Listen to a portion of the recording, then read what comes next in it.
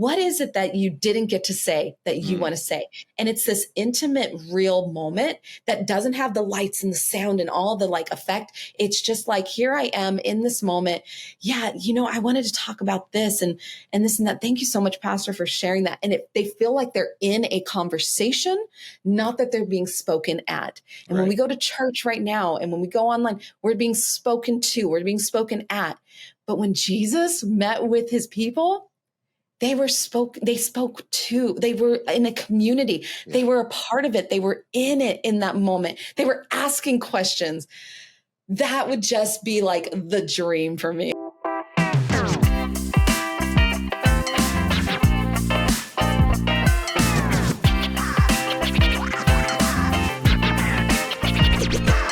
Welcome to the Digital Ministry Podcast, brought to you by Media Impact International. I'm your host, Nick, and today I'm with Kim Tarlton, who's the General Manager for Church Communications Group. And Kim, thanks for being here.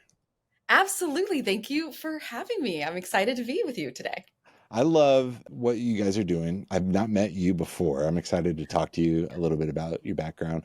But for those that have listened to this podcast for a while, you may remember Katie Allred joined us. Katie's a good friend of mine. We've done a ton of, digital ministry work together throughout the years, but she was the founder, really started Church Communications Group. Tell us a little bit about the organization, because when Katie was on, we talked about kind of Katie and her background and, how she and I had been connected in the past. But for those that don't know, give us a little Church Communications Group plug just to set us up today.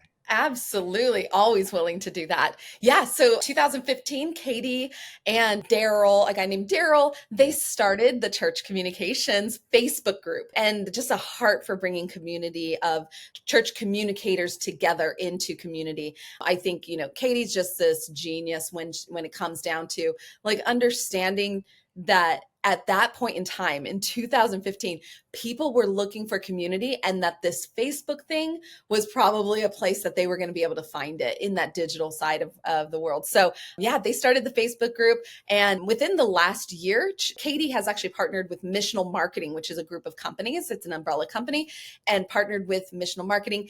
And in that time, Katie has also kind of sold the Church Communications Group to Missional Marketing. But Katie is still a part of our team. She is still the founder of Church Communications. She is still working with us. She does a lot of curriculum writing. She's working on this platform that we are about to release called CC Plus, which is just resources for churches. And so, Katie's still a part of that team. I was a part of the Missional Marketing group of companies.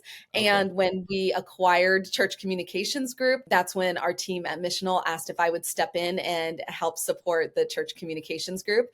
Yeah. And now, it's just going, it's growing, it's blowing up. What was a Facebook group and maybe a few other things. There was a conference once a year. There was a few little things like that. But now we actually are hands-on, holding hands with churches every day. We have multiple churches that are in our care that we get to partner with on the regular and walk alongside and help them in their church communications. And the conferences are growing, and we're out doing road shows.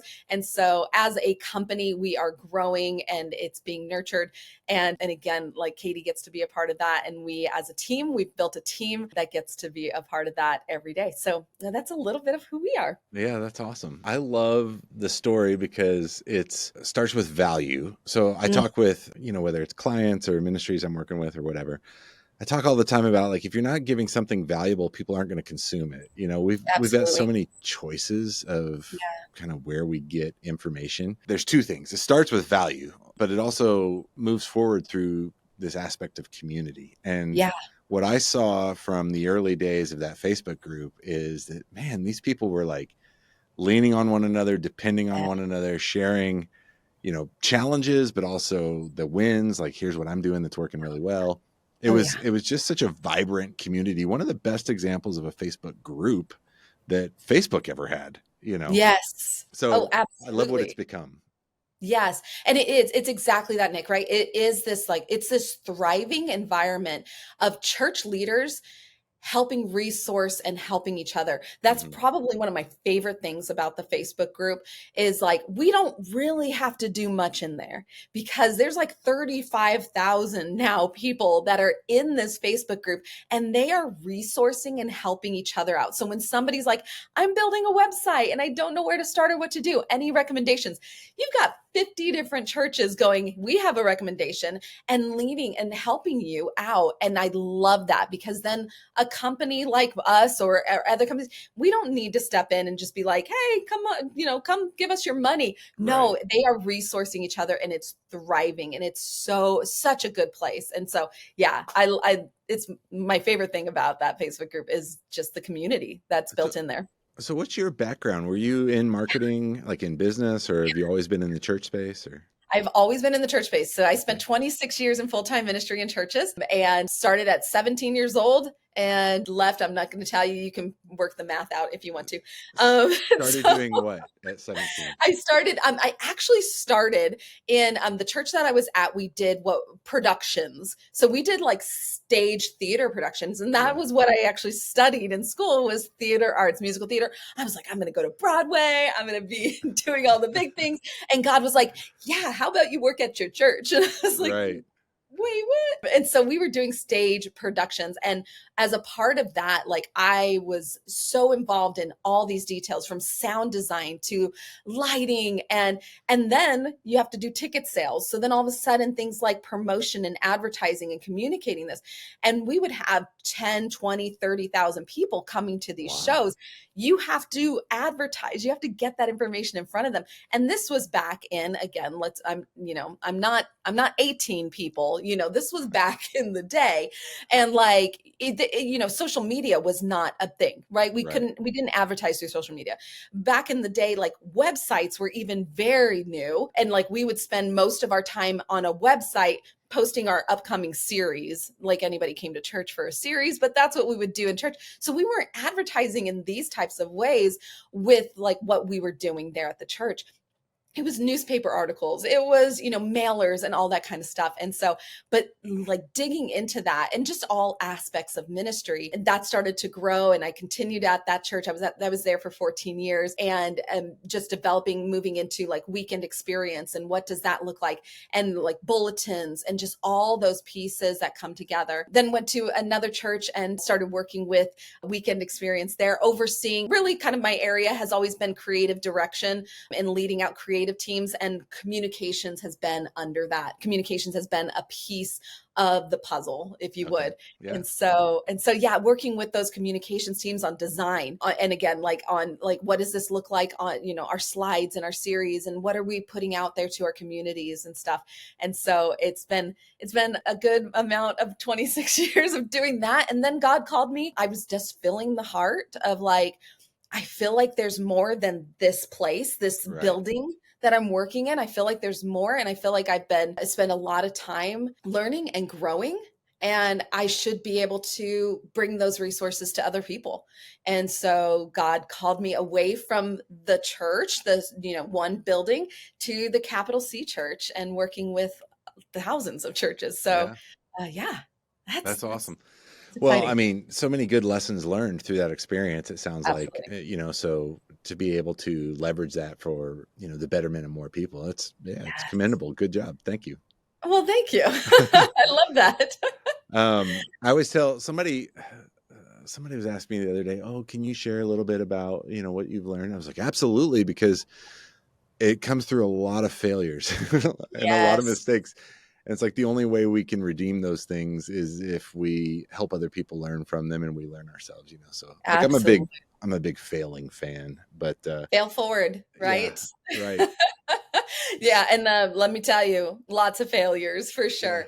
Like this is not like a me failure, but honestly, like one of my favorite things, I tell this story all the time to everybody. So like people will be like, oh, I might have heard that if they never talked to me. But like my pastor at one of my churches, I love like the digital side of communications. And when that started becoming really a major thing, right? And I remember my pastor being like, I know communications, like telling our team, like, I know communications, but tell me why you're spending time on this social media thing. And just being like, well, because to him, we were like failing. Like, you're Right. spending way too much time in this social media world when we should be sending mailers to everybody's homes. And we were like, I just don't think we're failing. This is the next level. This is the next thing. And even in that time where he's going, I don't think you're doing the job that I think that you should be doing. Ultimately, how that advanced the church. And so even like in our failures, in multiple failures that I have made in ministry, I have still seen the other side of it and been able to go like, we learned, we grew, and it got us to this next place. So I'm with you, Nick. I'm like, fail away, because failure is learning, and but learn from the failure, right? Yeah, right. Yeah. I started in the early days of digital marketing, like Yeah. before AdWords was AdWords. It was Mm. I came into the space right about the time that Google bought DoubleClick, Okay. which, Yeah. I mean, I don't know when that was. That's Google a it, little and old it's, school. Yeah. early 2000s. But there was still, I think you share this as well. There's a lot of kind of carryover from like how we evaluate a mailer and the effectiveness, the response rate, the cost per, whatever mail code, or I can't Right. remember what they are, but like there's a lot of those metrics that were established in kind of traditional marketing that are kind of replicated, but more so like amplified on the digital Mm. side. Mm. And another thing I'm curious, I want to get into with you, and so this is my segue here. If you're in kind of production coordination and stage design, and you move into like marketing and promotion and all of the things that you've talked about, there's a lot of orchestration of a lot of different pieces there. Right. And Yeah. I think if there's one thing that I've heard more ministries struggle with, it's like, okay, I'm in all of the places, I'm doing all of the stuff, but they seem to not have a firm grasp, or sometimes, let me give people some credit. There's usually one or two folks within an organization that understand how all of this stuff is knitted together and how it works kind of in concert with one another. But Yeah. communicating that overall strategy is where a lot of people fall down, because it's not easy to do that. So Yes. help us understand, like, how do you help churches understand like the use of all of these platforms, how they work together, how they're orchestrated for whatever purpose you're trying to accomplish? Yeah, absolutely. Yeah. I think one of the easiest ways of doing it is making sure that we're putting our teams into pockets, if you would, our who we're engaging, and putting that into pockets. One of the things that we talk through with a lot of the teams that we work through is you kind of have three levels of marketing, if you would. Now, I get it. Marketing is a curse word in churches, right? Because should we Shouldn't be be. marketing I Jesus? disagree, but I go ahead. disagree too. And I think we need to like take it in and nurture the word marketing. But yeah, so when we're looking at marketing, right, we have to be able to lean in and go, who are we marketing to? I think you have to start in that situation, and that's going to help you determine what all of that looks like, right? So we have what we call the three rings, and those three rings are made up of ring one is marketing or communicating to your church, the Okay. people that are already there in your church. Ring two is people that are looking for a church. They're going to go into Google, they're going to go into any of these search engines, and they're going to type in church near me, one of the top things that is typed in there, right, when it comes to churches. So a church near me, Baptist church near me, Presbyterian church near me, they're going to be looking for a church. So that's ring two. Ring three is people that may not be looking for a church, but they have a felt need. They have something going on in their life and they're looking for a resource or looking for something. Maybe they're going through depression, or maybe they're going through like some family difficulties. They're trying to figure out how to raise their kids better. Whatever that is, they're going to go into something like Google or YouTube, and they're going to search for ways to, raise my kids better. And if our church in ring two and three, if our church, the local church, is being pointed to through Google, through YouTube, if it's being pointed to for them to find us, then that's a huge win. And so in everything that we do, whether it be a production, a stage production, or if it's a weekend experience, or if it's an Easter egg hunt for kids during Easter, whatever it is, we have to put them into their pocket, into their right marketing pocket. And that helps us determine, do we send the mailer? Do we send the $10,000 mailer? Because mailers are way more expensive than back when I started, okay? But like, do we send that mailer? Because that's helping me understand who my target is. And then once you identify, okay, for this thing, women's tea, that's probably a tier 1, right? Or not tier 1, that's probably a ring 1. That's probably something that we market to our church and the ladies in our church. But the Easter egg hunt, that's people that are looking, they may not be looking for a church, but they're looking for activities during winter break or Easter break to do with their family, with their kids, something for their kids to engage in. And that's when they're going to target us as a church and potentially show up. And so in everything, no matter what it is, whether, like I said, if it's a production or if it's a weekend or whatever it is, figuring out what it is, who's your target, and then you lean in. And that helps you go, this is how I need to attack that target. Well, this is obvious, Kim. Like, our target is everybody. I want to reach everybody. Yes. Oh, Nick, come on. That's what most pastors say to us. It's all 3 rings, right? Nope. Yeah. I want to reach everybody in my city. I know you do. I know you do. And that is why we have access to so many different resources, right? So like you talk about your website. Well, your website homepage, like we haven't even invited them in the door yet. People are coming to your website. Like 80% of people that are coming to your website are brand spanking new. They've never visited your website before.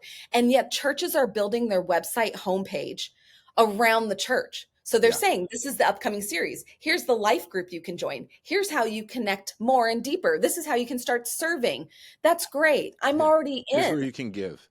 Right. Here's where you can give. The top right-hand corner, they have give. Yeah. When I come to your site as a first-time person, I'm like, great, this place wants me to give them money. They're not about me. Right. They're not for me. And when you make it for them, because the website, again, we're seeing that a larger majority, 80% plus of people that are coming to your website are first time coming to your website. They are most likely that ring 2 and 3. And so yeah, you can say, I want to market to everybody. I want everybody to be the people. Okay. But then with each of your resources, your website homepage, your plan of visit page, those should be focused on those people that haven't even made it through the door. Social media, maybe they've made it through the door and they're mingling in the lobby. Great. Or the lobby. How many of us have lobbies in our home? In the living room. Let's like hang out in the foyer, whatever. Like they've maybe made it that far. By the time they get to your church and you've asked them to download your app and they're part of that, like your app is where that discipleship is at. I love these companies like Studio C and Apollos that are really leaning into things like app integration that allows discipleship to happen for your church. So now you take your church and you go, well, we want to lean into them. I'm all for it. Give them something. Put it into the app where they can go into the app and they can be like, I can join a group and then I can get my discipleship materials here, my Bible study here. I can see the events that are coming up at the church. The last thing you should do as a first-time guest, hey, go download our app. No. That's like asking somebody to come in your house and clean your bathroom. Like it's a little too intimate at that point, right? And so, but the app is for that. And that's what I love. We have all of these different resources. It's using the resources in the right way and making sure you go, okay, ring 1, this is the app, or ring 2, this is the website. Go ahead. Yeah. Sorry. No, that's what I was going to say. Like the app is like a family conversation. You know, it's like you're here, you're connected, you're committed, you know, you want to go deeper. Like that's where you find all those resources. But you're saying like save that website for the like tier or ring 2 and 3. Ring 2 and 3. Yeah. And obviously, Nick, it's not the like whole website, right? Because you're going to have your events page. What should be at the top of your events page? First time guests, newbie information. But then you can have the women's tea and the small group Bible studies. You can have that stuff still on your events page. But the top of it is like, this is for everyone. This is for 80% plus of people. And like, let's make sure that those are showing up when they go to that events page. And you can have a serve page in there. But that home page, that plan a visit page, like we want people to know when they come to our church. I go back to like what I was saying earlier, right? They go to the website back in the day and it's like, here's our series. Cool. That's so great. Like we're really into our graphics, Nick. Okay. That's so great. But nobody cares. That's the bottom line. They want to see themselves. They want to see themselves. They want to go to your homepage and go, this is for me. I see my family. I see photos of people that are like me. Right. I see a place where I will belong and I will be accepted. Let me learn more. That's fun. So it gets messy though. Yeah. It gets messy because I can't have like a YouTube channel just for Ring 1 and for Ring 3. I can't have, well, I mean, maybe you can. Actually, I've seen some people do this, not well. No. I can't have like an Instagram account or a Facebook page for like this audience and then another one for that audience. Like how do you coordinate that stuff? Yeah, that's a great question. I'm going to go with like your YouTube, right? So like you're and this is really even more each thing, like your website, like I was just talking about, like that homepage is Ring 2, Ring 3. Okay. Right? Probably higher Ring 2. People looking for a church, because then they will go there and they will be like, this is a place I see myself. Ring 3 that makes sense because they're on a church's website. Yes, so right. You kind of have to think about like, why would somebody be here? How did they end up here? Even they're probably looking for a church. Yeah, right. Okay. Yes. Now there might be resources on your website. So we talk a lot about like blog, and everybody goes, oh, but nobody's reading blogs anymore. That's right. They don't read blogs anymore. But you know what blogs do? Blogs is SEO. Yeah, and right. So what ends up happening is when you blog about anxiety and about how to handle anxiety or deal with anxiety or heal from anxiety, when you post that blog to your website, that's a targeted keyword in Google. Google will push people to your website because of that blog. And now they're on your website. They're looking at the blog. They may not read it. They may read it. They may look at some stuff. Maybe there's a first video 2 lines. They'll read the first 2 lines and be like, I'm healed from anxiety. Great. I'm done here. But it is attached to what is right up here, the homepage of your website. And okay, let me learn a little bit more about this. So every one of our resources for digital has those like abilities to lean in a little bit differently. Let's talk social media first, for instance. And YouTube for us is social media. But let me talk like Facebook, Instagram, right? On your grid or on your wall of Instagram, we are big fans of like, please do not post all the graphics to all the events and all the things. What should be on your wall? That should be the life of the church. So like your Instagram, Facebook, those are probably the second place that new people are coming. They're going to your website. They're going, okay, this is interesting. I want to learn more. They might go look you up on social media. That's pretty regular that we are seeing that happen. So when they go to your wall on social media, what are they seeing? We want to go deeper there and let them see even more of the church. Because like on our homepage, we may have a picture, maybe like a fast video that's showing stuff. But then now here on my wall, I'm seeing more and more of the church and experiencing more and more the pastor's message clip, a quote from the pastor. I'm getting inspiration on this. I'm seeing kids and students. Make sure you have your pastor, your students, your kids. You have diversity. Make sure all of that is on your grid because they're looking at it going, again, am I going to feel welcome and at home here? But then you've got stories, right? And like stories is a huge win. Stories, they last for 24 hours. That's as long as they're live for 24 hours. And what we are seeing is the majority of people will go to their Instagram or their Facebook, and before they start swiping up, they will click the story and be swiping over. So they really are engaging in stories. So stories is a great place where you put the advertisement or the promotion for what is next or for that next thing. Hey, we have this women's Bible study coming up. Swipe. Great. I'm a man. That has nothing to do with me. Or I'm a woman. Great. This is something that is interesting to me. 24 hours, that's gone. You also have the choice of like saving that to your highlights. So if they're on your page, they can be like, upcoming events, let me click on that because I want to know more. It gives them the choice over like you're just filling them with way too much information. Right. So then you get to YouTube, and now you've got YouTube. We should absolutely if you have a video camera at church, you should be posting your message. You should be posting your message. And this is like stuff. Come on, Nick. You can do this for free. Like you could be doing this in your church, right? You post your message there. Don't post the worship. Do not post the announcements, but you post your message. You clip that message. You put it in there. Do your own SEO. Make sure you have a thumbnail that has some sort of title. Make sure you title that. If the pastor's like, I'm speaking on First Thessalonians, nobody's looking for First Thessalonians. And YouTube, second largest search engine in the world, because Google's beating them still, but second largest search engine in the world. Okay, now we need to make sure our stuff is searchable. Right. So make sure you title that. Like nobody's searching for First Thessalonians, Right. but let's just say your pastor, he or she, they did drop something about anxiety, and the message has something to do with depression or with whatever it is, right? You put that in your title, you're knocking those keywords. You're getting those people. You're basically getting people's interest because they're searching for this and it's showing up in front of them. YouTube Shorts, I cannot tell you how many people I talk to on a daily basis who are not doing YouTube Shorts. Yeah. YouTube Shorts is where it's at, people. Yeah, and talk to everybody else and ask them how many shorts they're watching every day. Like exactly. I consume shorts constantly. All day, every day. Yep. My husband comes home, we eat dinner, he comes upstairs. I will probably have my iPad where I'm watching like some show, binge watching something. I'll be real with you. I do like myself a little bit of, Walking Dead. Okay. But I love the Lord too. I love a Walking Dead. My husband has on his 80-inch TV disc golf, YouTube disc golf happening, and there's shorts popping up all the time, and he's clicking on them. And that's all he's doing. I'm watching a show over here, but he is just watching consistently shorts and videos on YouTube because that's where he's interested. He has typed in an interest on that, and now YouTube is pushing that content his way, and he's fully in it.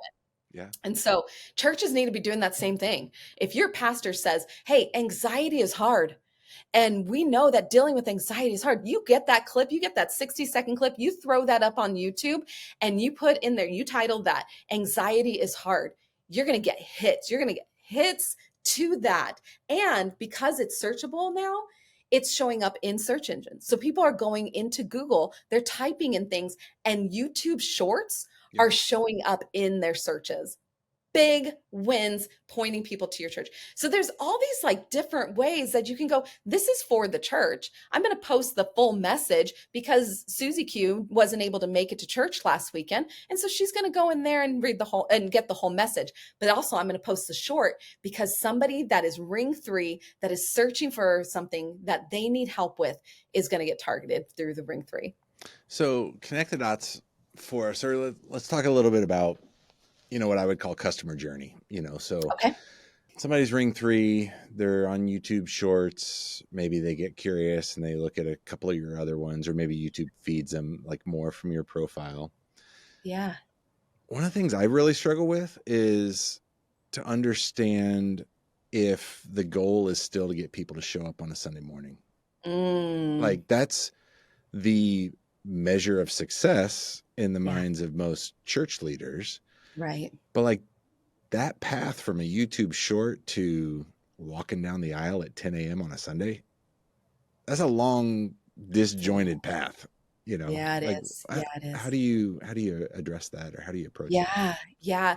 I'm going to be very honest with you, and there's going to be a group of people that disagree with me, and I'm okay with that. You can write a message to my boss.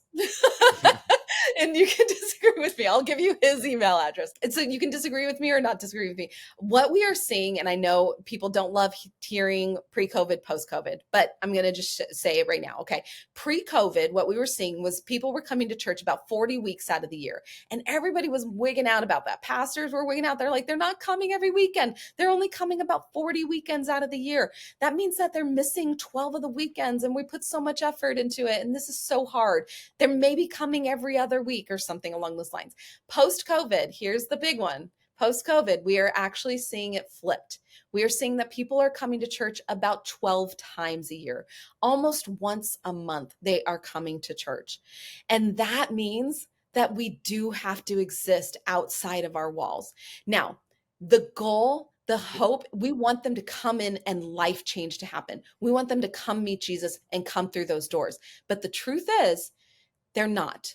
They're not, and it's not quick. Sometimes we're seeing they come through the doors and 6 months later they come through again. Right. And so we want to make sure that content is out there. Were you going to say something? Well, this conversation is going to get a lot harder. I'm going to play the antagonist today. Yes. I'm open to it. Let's bring it on. Yeah. It's one of those, like, now, are they only coming 12 times because we are pushing more and more content out, right? So there's that thought. Possibly a lot of people, sadly, COVID disconnected us from the building. Sorry, that's not true. Like, that's not true. There's like buckets and buckets of content. It's not a lack of content or an over content problem. Right. Yeah. No, it's there. I think I've been thinking about this for a long time. And I don't have any good answers for it. I probably don't either. You are exactly right. Like, people, even before COVID, church leaders and groups like Barna and others were like, hey, there's a decline in church attendance. Mm-hmm. Well, why is that? Like, what does that mean? And then, is the right goal to get that back? I can't lay that down. Like, I gotta believe that, like, there's still value in, I mean, this is what Hebrews says. Like, let us not give up the habit of, meeting together, encouraging one another on towards loving good deeds. And like, there's value in that community, but that community is not valuable to the population by and large. And even, I think, more and more to a lot of people who would call themselves Christians. Yeah. And so like, if our measurement is church attendance, and I'll just get like real kind of blunt with it. It's like the Sunday morning attendance, it's the giving, it's the serving, it's like all these metrics that all of the consultants have told us for years is like, if you hit, 2 or 3 of these things, and you've got a healthy, growing church environment. I think that shifted on us, so it doesn't invalidate anything that you're saying. I think that, I think that communication strategy still needs to be in place. Yeah. But if the call to action ultimately is like, show up on a Sunday morning and people aren't responding to that, I think we're missing a target. Right. But you work with a whole lot more churches than I do. So I would love to get your thoughts and reaction on that. No, you're spot on. I think that's the thing. And we have to remind them, we have to, I love going to a church website that has, like, first of all, no clear call to action. And I say I love because I'm being sarcastic. They have no clear call to action, right? You don't know what you're supposed to do. And they have give here, and then they've got plan your visit here, and then they've got join us, watch online over here. They've got so many things, and you just go, I don't even know where to begin. Yeah. But and I'm going to throw Andy Stanley out there, when we go to North Point's website, clear call to action is right there at the top of the page. Come and visit. Like, that's it. Like, singular, right at it's a nice orange block. One thing, visit us in person. Like, that's what it's all about. Then you scroll, and the same button, and it has the same thing. Come in person, join us in person. I think it says like join us in person or something like that. And that is the clear call to action. We have to clarify for our audience what we want from them. And we need to clarify that across the board. We need to make sure that in our social media, we're not just going, hey, here's a party that happened, here's this thing, but we're saying, hey, join us on Sunday. So I said that on my website.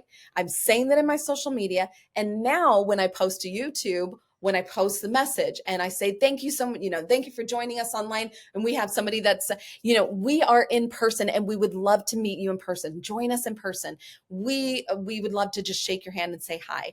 I think there's just this element of the post-COVID that made people, and again, like during that COVID season, people started doing more things outside of the church. And so now it's become an excuse to not go to church. I can't tell you how many parents and that I know that are like, I've got this sports thing on Sunday, and I've got this. And it's becoming, I love when I was in youth ministry, my youth pastor, he used this, like, at one point, he's like, there was a parent that grounded their daughter from doing her cheerleading or something like that, but then let her go to youth group. And she was like, well, you took me away from my cheerleading, but you didn't take me away from youth group. And they were like, yeah, that's because you're not a cheerleader who happens to be a Christian. You're a Christian who happens to be a cheerleader. And like that is the opposite of what we are doing nowadays. We are cheerleaders that happen to be Christians, right? We are business people who happen to go to church on the weekend, and I show up there. And it's become just like, yep, that's what it is. And people have so easily disconnected themselves from the church. The biggest problem in church right now, volunteerism, right? Sure. People are not volunteering because they're not there. They're not there to volunteer. They're showing up once a month to get their good church on, and then they're going and doing life. So what you are saying is spot on. We have to make sure our calls to action, though, are clear. And so when you're posting to those shorts, when you're posting those videos, when you're posting on social media, when you're doing anything, the clear call to action is join us in person. Come, be a part of the community and the family. But at the same time, I am going to say you have to have that out there, because we're not in competition with each other. I'm not in competition with the church down the street. To be honest, I'm in competition with YouTube and my husband sitting there watching YouTube for hours. That's actually where the competition is. He can sit there, watch YouTube and be like, oh, oops. Now he works at a church, so he wouldn't do this, but like, oh, oops, like I didn't get up and get ready for church. I'll just watch something online here. Right. And so it is important that we are present and we are in front of them, and that we are giving them that call to action and saying, hey, get up off the couch and come to church.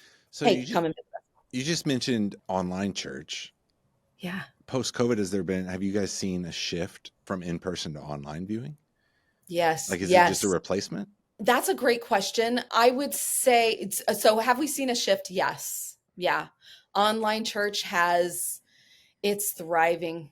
It is thriving. I see so many churches that are doing.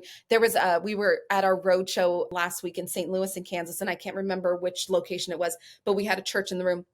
And they said, yeah, we're running about 1,200 in attendance in person, and we're running about 1,000 online. Okay. Yeah, right.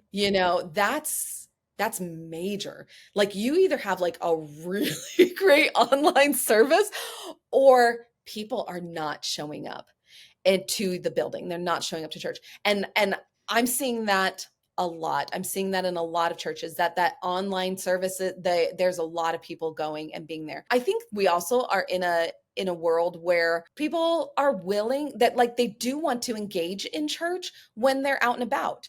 And so they're traveling, they're out on vacation with their family, and they're like, yeah, let's tune into our services. So that's also increasing our online church experience.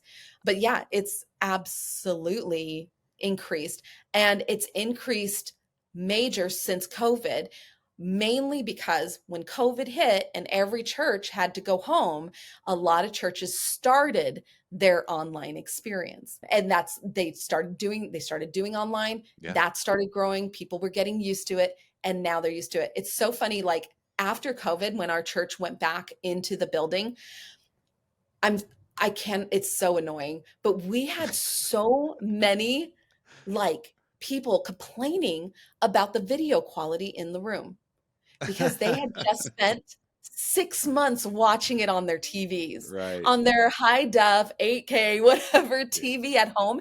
And they came in the building and they're like, oh, the quality in here is not good. Let me tell you, that's a real thing too. And people are like, oh, I can get better quality over here, and I don't have to run into people, and I'm not going to get COVID because everybody still is passing COVID for some reason around. There's just all these excuses and all these things that are making online church still, and it's growing into a bigger thing. What's the purpose? What's the purpose of church? It's to, just generally speaking, to gather together. It's like the encouragement and the edification of the saints, I'll say. It's, community outreach. There's all kinds of elements.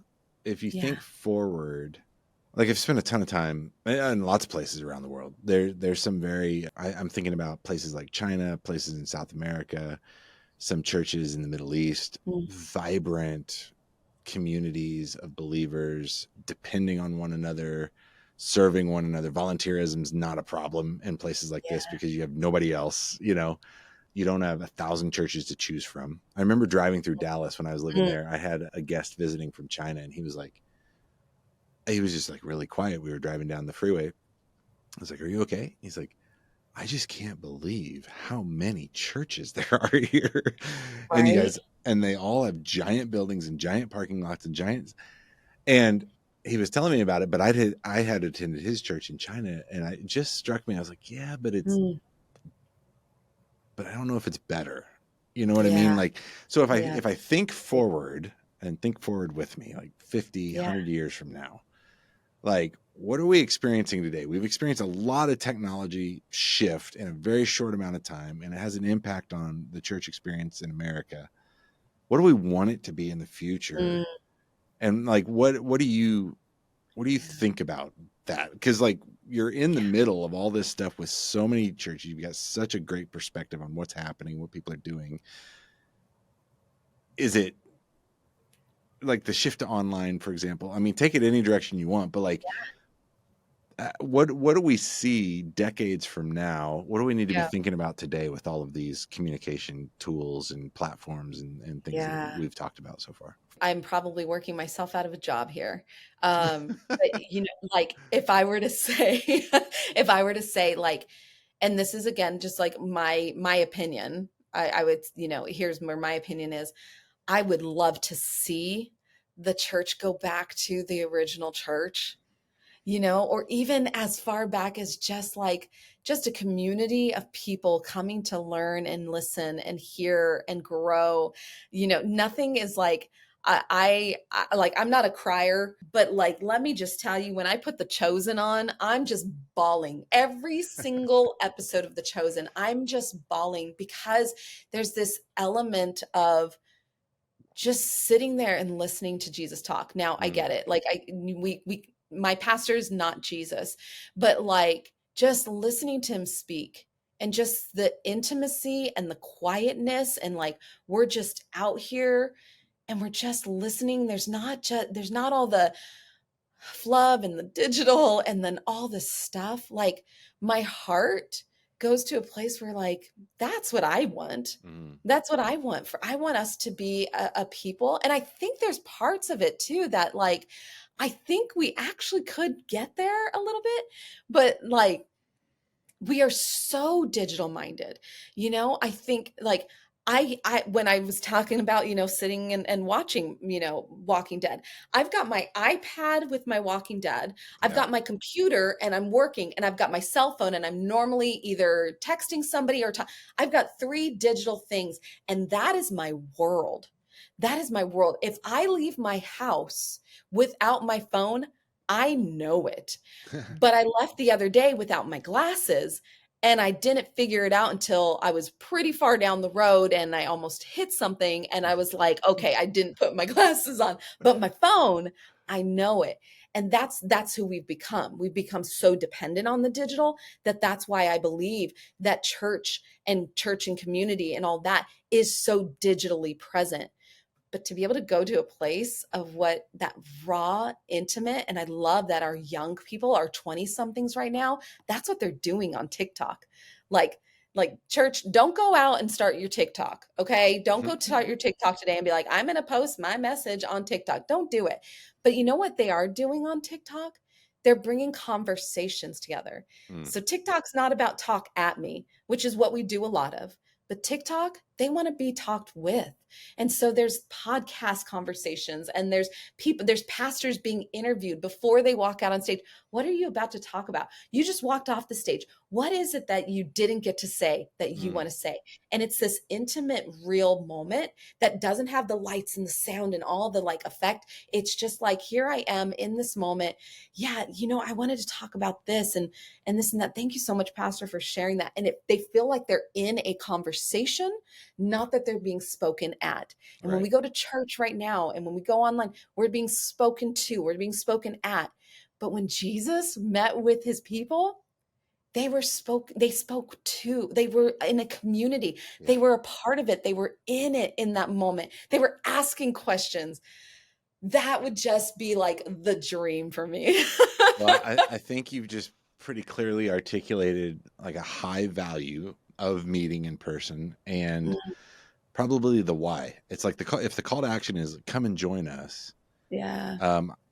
how do we not just help people understand like what's the front door look like, what's the church lobby Right. look like, Right. who else is here, what's the experience going to be, but like a step deeper, like why should I come? It's because Yeah. that type of conversation and community that you just described so well is available to all of us. Yeah. But it happens here. This is the first step. Come in and, be a part of the family. So Absolutely. Kim, Absolutely. this has been fun, but I know you have a hard stop and we're already out of time. So Oh, yes, I'm so sorry. no, it's been great. Thanks for spending some time with me today. And I think that people that are listening, you've dropped just like really a master class in how to set up your communications in a very short amount of time. So Good. Yay. a lot of value. I really appreciate it. Thank you for being with me today. Absolutely. Let me know. I'll come back. We can chat some more. There's probably a lot we could talk about. I would like to do that. Screw that. Thanks, Kim. Bye.